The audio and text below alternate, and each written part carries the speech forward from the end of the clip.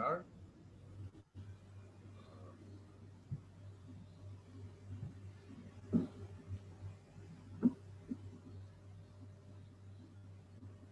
¿Se ve bien ahí, chicos? ¿Ven bien?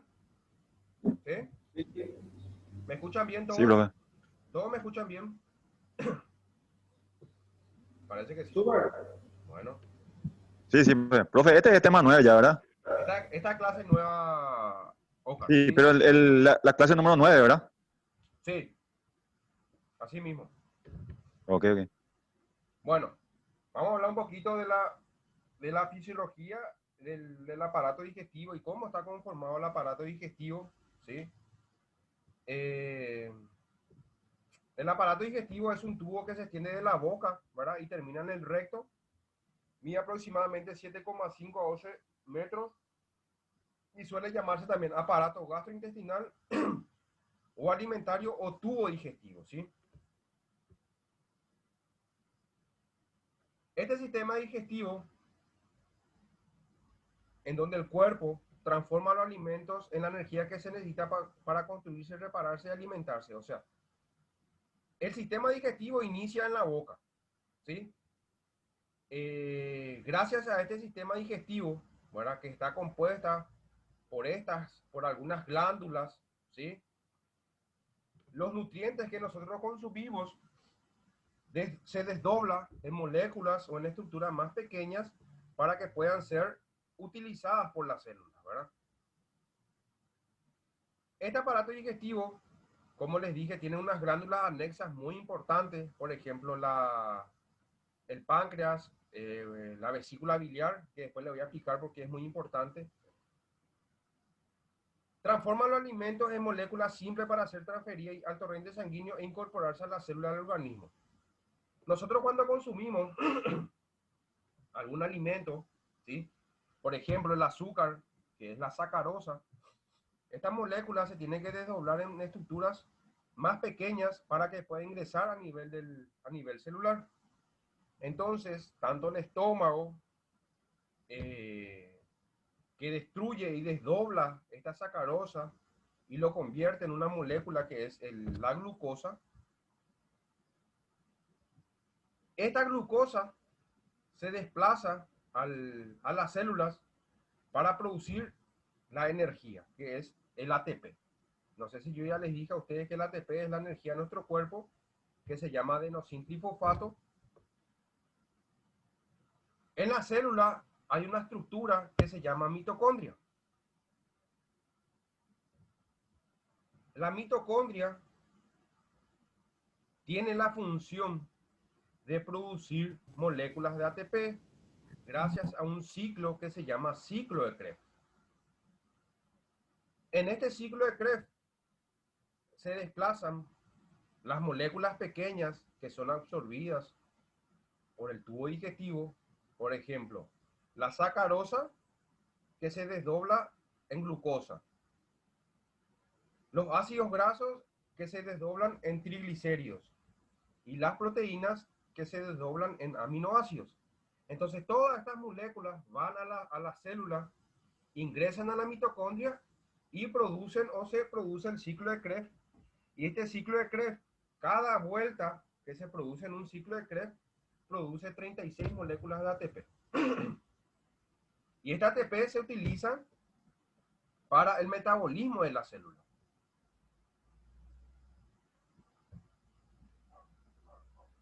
El tubo digestivo se divide en dos porciones, una porción alta y una porción baja. ¿De qué depende esta división del tubo digestivo, alto y bajo? Del duodeno. Nosotros tenemos la boca, después tenemos faringe, esófago, después tenemos estómago, tenemos el intestino delgado que está formado por el duodeno, por el yeyuno, por el ilion, el intestino grueso que está formado por el colon ascendente, colon transverso, colon descendente, colon simoideo, el recto y el ano. Después en la imagen van a mirar mejor. Les voy a mostrar. Entonces, la porción alta del tubo digestivo comprende desde la boca hasta la tercera porción del duodeno, hasta la parte media del duodeno. Y el bajo va desde la tercera porción del duodeno hasta el recto. Entonces, acá nosotros tenemos el duodeno, ¿sí? Entonces, desde esta porción para arriba es el sistema digestivo alto y desde esta porción hacia abajo es la porción o el sistema digestivo bajo. De ahí salen dos patologías muy importantes del sistema digestivo que se llaman hemorragias digestivas altas y hemorragias digestivas bajas. Acá nosotros tenemos el duodeno, esto es el estómago, disculpen, esto es el esófago, esto es el estómago, acá tenemos el duodeno, esto es el yeyuno, el ilion, esto es el colon ascendente, que forma parte del intestino grueso, colon ascendente, acá está el colon transverso, el colon descendente, el colon simoideo, el recto y el ano, ¿sí? Entonces, en esta imagen podemos observar que el páncreas, al igual que la vesícula biliar que forma parte del hígado, están muy relacionadas con el intestino delgado, sobre todo con el duodeno, porque esta vesícula biliar que está aquí se encarga de almacenar la bilis que es producida por el hígado. Y el páncreas se encarga de producir un líquido que se llama jugo pancreático, al igual que también que la insulina, ¿verdad? Entonces, el tracto gastrointestinal está formado boca, faringe, esófago, estómago, intestino delgado y intestino grueso. La estructura accesoria de glándulas anexas son los dientes, la lengua, la glándula salival, el hígado, la vesícula biliar y el páncreas. Entonces, esta es la conformación del sistema digestivo. La boca está formada por una estructura que se llama paladar duro y paladar blando. El paladar duro es el techo de la boca y el paladar blando es el piso de la boca, ¿sí? Acá se encuentran unas glándulas que se llaman glándulas palatinas, que estas glándulas, al igual que la glándula salival, ayudan a desprender o a desdoblar, por ejemplo, el almidón. O sea, el almidón ya se empieza ya a destruir en una porción más pequeña, ¿sí? A nivel de la boca. Luego acá tenemos la úvula, que es la campanilla, ¿sí? Está aquí. Y luego las amígdalas. En la boca inicia el proceso de la digestión. ¿Y cómo inicia el proceso de la digestión en la boca? Mediante la masticación. O sea, los dientes se encargan de triturar los alimentos en estructuras más pequeñas y las glándulas, tanto salivales como la glándula palatina, ya se encarga ya de desdoblar esos nutrientes o absorberlos.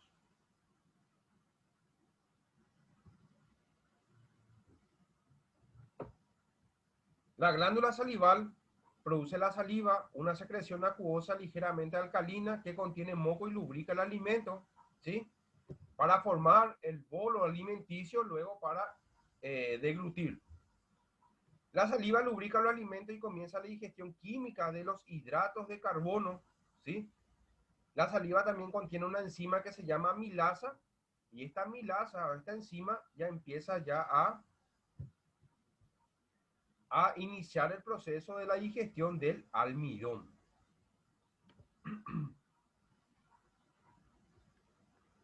Entonces tenemos aquí que estos son partes de la faringe, que era la nasofaringe, orofaringe y la laringofaringe, que fue lo que nosotros hablamos en la fisiología respiratoria, ¿sí? Esta válvula que está aquí, ¿cómo se llama? ¿Cómo se llama esta válvula que evita que el alimento vaya a la tráquea, por ejemplo? Eso vimos en la clase pasada. ¿Puede repetir, profesor? ¿Cómo se llama esta válvula que está aquí que evita que el alimento se vaya a la tráquea? La glotina, bro. La epiglotis. Ah, Muy bien, la epiglotis. Esta es la válvula que fue lo que le expliqué a ustedes en la fisiología respiratoria, que evita que cuando nosotros realizamos la deglución del alimento, el alimento no vaya a la tráquea, sino vaya al esófago. Esto es muy importante. Y si uno tiene una lesión de un nervio que se llama nervio glosofaringio, ¿sí? Lesiona esta epiglotis, entonces el alimento puede ir a la tráquea y producir una neumonía por broncoaspiración. El esófago es un tubo muscular que mide unos 25 centímetros y se encuentra situado por detrás de la tráquea. Por enfrente, aquí está la tráquea, que fue lo que hablamos nosotros en la fisiología respiratoria, y por detrás de la tráquea se encuentra el esófago.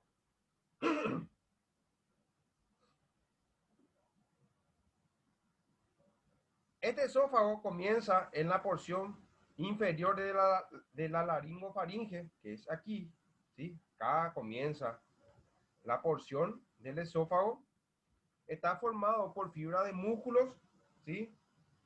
Y a través de este conducto los alimentos son transportados hasta el estómago, ¿sí? Acá tenemos el esófago.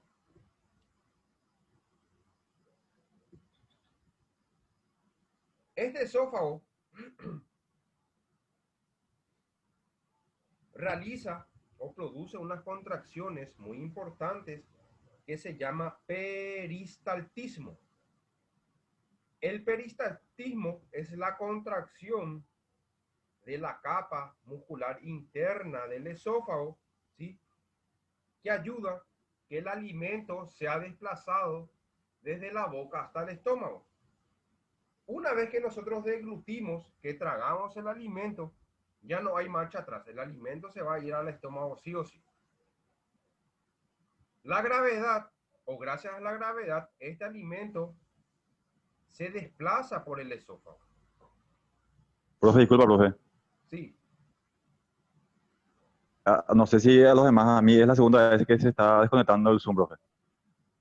Ah, ¿y el resto? ¿Qué tal? Bien, bien, bien, profe. Yo te escucho bien. Bien, profe. ¿Me escucha bien, profe? Ah, bueno. ¿Me Capaz que escucha sea tu, bien, profe? Bien. capaz que sea Ok, tu profe, ok, profe. señal, Oscar. Dale, profe, dale. Fíjate un Disculpa. poquito en eso, ¿sí? Bueno, entonces, este peristaltismo, o que fue lo que le estaba comentando, la gravedad hace que el alimento se desplace hacia abajo. Muchas veces cuando el bolo alimenticio, el alimento que nosotros deglutimos, tiene un tamaño considerable, muchas veces se queda ocluido en el esófago. Entonces, el esófago, como mecanismo de defensa, realiza el peristaltismo esofágico. O sea, el esófago se empieza a contraer. Entonces se contrae y el alimento se desplaza hacia abajo. Se contrae, se contrae, se contrae hasta desplazar el alimento en el estómago. Eso es el peristaltismo esofágico. El estómago es un ensanchamiento, tiene la forma de una J y tiene una capacidad de 1 a 1,5 litros, porque el estómago tiene la capacidad que se puede distender, aumentar de tamaño. Se localiza en la parte media y parte superior izquierda de la cavidad abdominal por debajo del diafragma en el epigastrio, ¿sí? Nosotros tenemos el esternón y en la punta del esternón hacia abajo, hacia la cavidad abdominal, hay un apéndice que se llama apéndice cifoide y por debajo del apéndice cifoide se encuentra el estómago, ¿sí?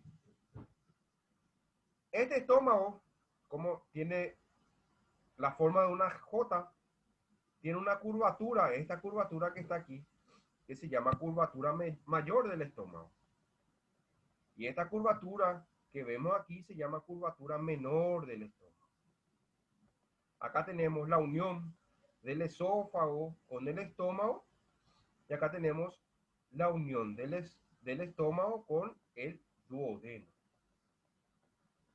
Este estómago, o el estómago, está formado por 4 capas. Una capa que se llama serosa, una se llama muscular, otra se llama submucosa y mucosa. O sea, está formado por 4 capas. La capa mucosa, ¿sí?, es la encargada de producir el moco y el jugo gástrico. El jugo gástrico muy importante para destruir los alimentos. Acá vemos las capas del estómago, ¿sí? Tenemos la capa serosa, la muscular, la submucosa y la mucosa. Y en la mucosa es donde se produce el jugo gástrico, ¿sí? Acá vemos que fue lo que les dije, esto se llama curvatura mayor del estómago, esto se llama curvatura menor. Acá tenemos el esófago, hay un esfínter en este esófago que se llama esfínter esofágico. ¿Por qué es muy importante el esfínter esofágico o el esfínter? Para cerrar la conexión entre el esófago y el estómago, porque si no se producen los reflujos gástricos, o sea, el jugo gástrico se desplaza hacia el esófago. Y acá hay otro esfínter que se llama esfínter del píloro o esfínter pilórico, que se encuentra entre el estómago y el duodeno.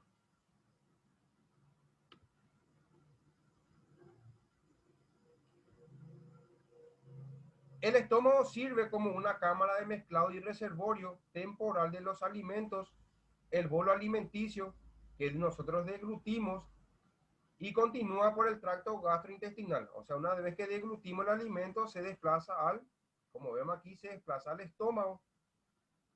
Las glándulas del estómago son estimuladas por un nervio que se llama nervio vago, un nervio muy importante del estómago, ¿sí?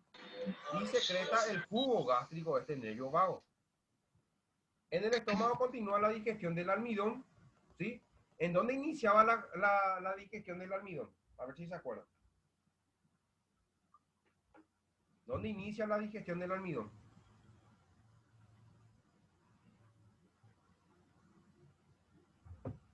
Chicos. En la boca, profe. En la En la boca. boca. En la boca. ¿Y cómo se llama la enzima? La glándula palatina. No, la enzima. La enzima se llama amilasa. Amilasa. Exactamente. Entonces, en el estómago continúa la digestión del almidón, comienza la digestión de las proteínas, ¿sí? Y los triglicéridos. El bolo semisólido se convierte en el líquido que se llama quimo, que es lo que vemos aquí, y algunas sustancias se absorben. Entonces este quimo, que es producido por la digestión del estómago, es transportado al duodeno.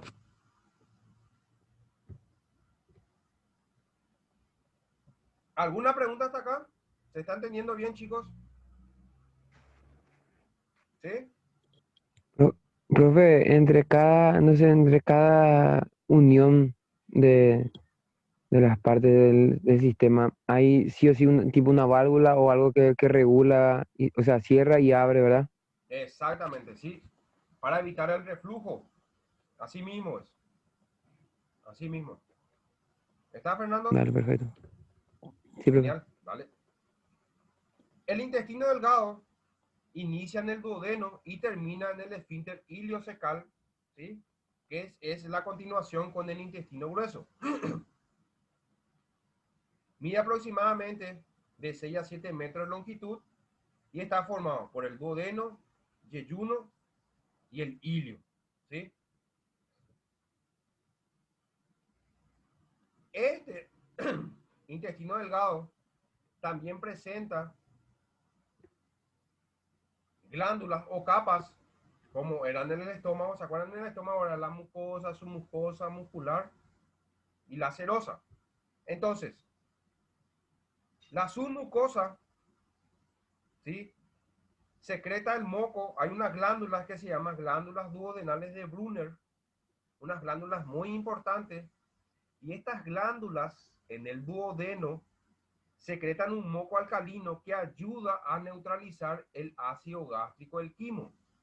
¿Por qué?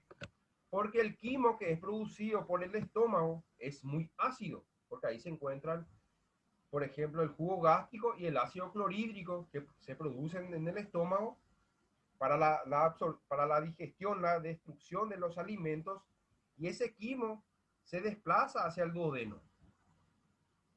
Para que este ácido gástrico no destruya las paredes del duodeno, el duodeno contrarresta eso. ¿Y qué hace?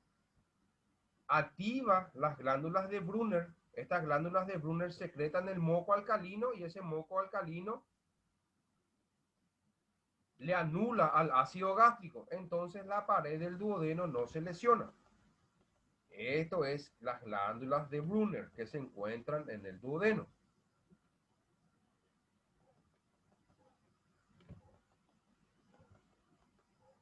En el duodeno, que fue lo que yo le expliqué hace rato, o el duodeno está relacionada íntimamente con la vesícula biliar y con el páncreas. Voy a ver una imagen.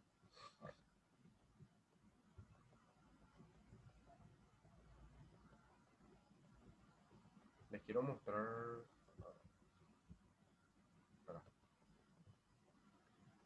Nosotros tenemos el hígado, ¿sí? El hígado produce un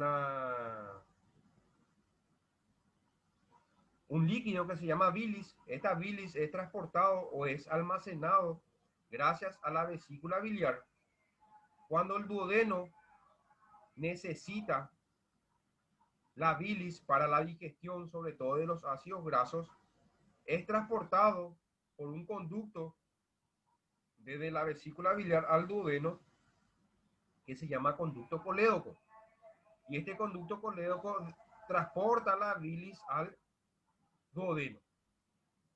También, cuando el duodeno necesita el jugo pancreático, que ayuda también a la digestión de los ácidos grasos, este páncreas tiene un conducto que se llama conducto pancreático, y esto está en contacto directo con el duodeno. Entonces el jugo pancreático se desplaza hacia el duodeno para la absorción de los ácidos grasos.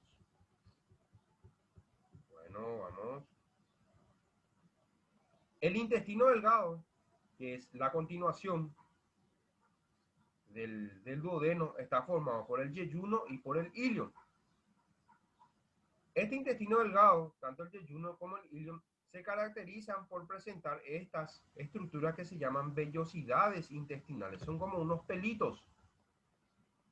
Y estas vellosidades intestinales se encargan de absorber los nutrientes, ¿sí? Muy importante estas vellosidades en el intestino delgado.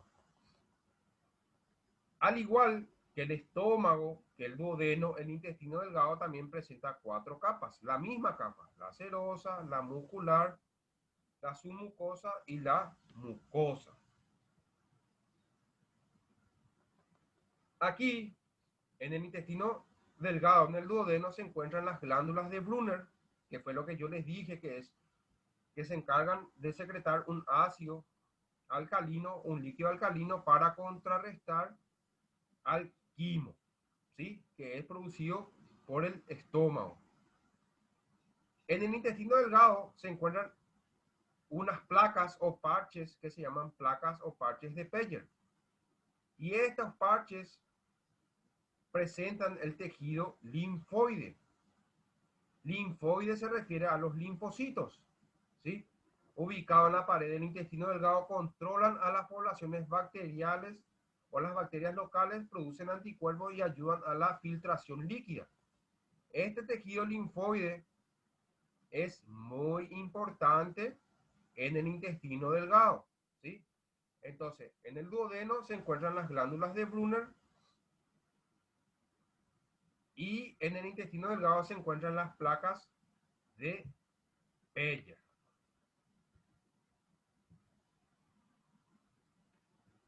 ¿Alguna pregunta hasta acá, chicos? Profe, más claramente, ¿qué es lo que ocurre cuando se tiene gastritis? Señor. ¿Qué es lo que ocurre cuando se tiene gastritis, profe? Y la gastritis es cuando la capa, ¿sí? La capa del estómago, la capa más externa del estómago, se lesiona. Se lesiona y eso acidifica la pared del estómago y esa acidificación produce dolores y produce los reflujos gástricos. Muchas veces los reflujos se van o se desplazan hacia el esófago y da como una sensación de acidez. Y es por una lesión de la capa más externa del estómago. Gracias, profe. Bueno, señor. Bueno, chicos, acá falta un minutito. Yo salgo. Nos volvemos a conectar en 6 minutitos. Así me graban la clase y continuamos con el intestino grueso. ¿Está bien? ¿Sí? Chicos, ¿está bien? Bueno, profe. Profe. Bueno. Dale, profe. Dale, señores.